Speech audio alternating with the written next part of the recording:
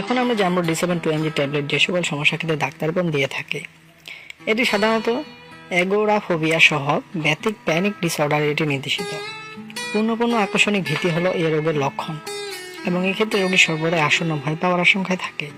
এছাড়া এই ওষুধটি মায়োক্লোনিক সিজারের চিকিৎসায় নির্দেশিত। এখন আমরা সহজ বাংলায় জানবো উপরোক্ত সমস্যাগুলো বিস্তারিত। অ্যাগোরাফোবিয়া এই রোগের লক্ষণ ও কি? অ্যাগোরাফোবিয়া হচ্ছে এক ধরনের মানসিক রোগ।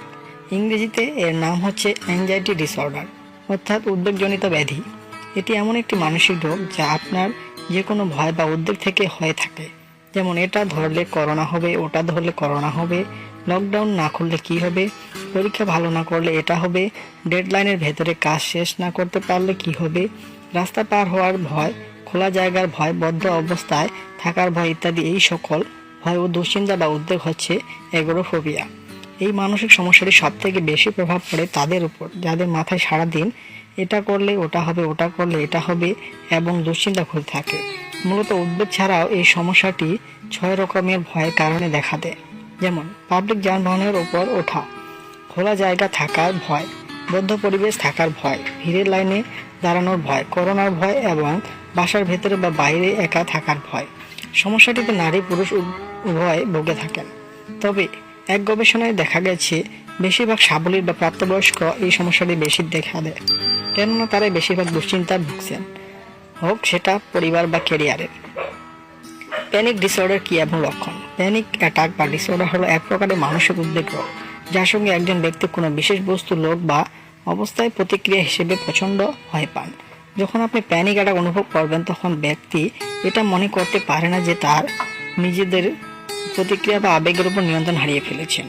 পূর্ণ আকর্ষণিক ভীতি হলো এ রোগের লক্ষণ এবং এর ক্ষেত্রে রোগী সর্বদাই ভয় ও আসন্ন ভয়ে থাকে। মায়োক্লোনিক সিজার, পেশি কম্পনের পাশাপাশি ছোট ঝাঁকুনিযুক্ত চলন হচ্ছে মায়োক্লোনিক সিজার। রাতে ঘুমোতে সমস্যা হলে আপনি এই ওষুধটি ব্যবহার করতে পারেন।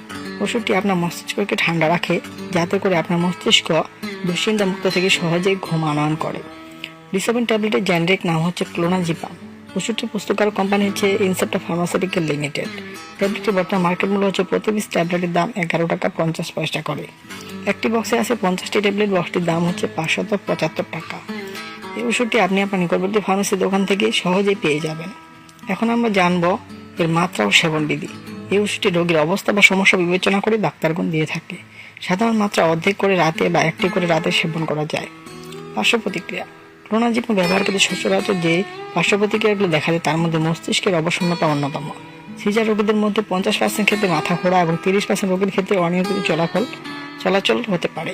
কিছু ক্ষেত্রে এই পার্শ্ব প্রতিক্রিয়া সময়ের সাথেই চলে যায় এবং 25% রোগীর ক্ষেত্রে আচরণগত সমস্যা দেখা দেয়। অন্যান্য পার্শ্ব প্রতিক্রিয়াগুলো হচ্ছে অস্বাভাবিক চোখ ঘোরা, কোমা, অস্বাভাবিক বাকভঙ্গি, খিঁচুনি, মাথা ঘোরা, সিদ্ধান্তহীনতা, সাইকোসিস এবং মুখ ধরপড় করা।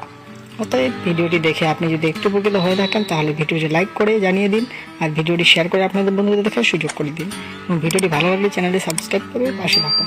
ধন্যবাদ আমাদের সাথে থাকার জন্য।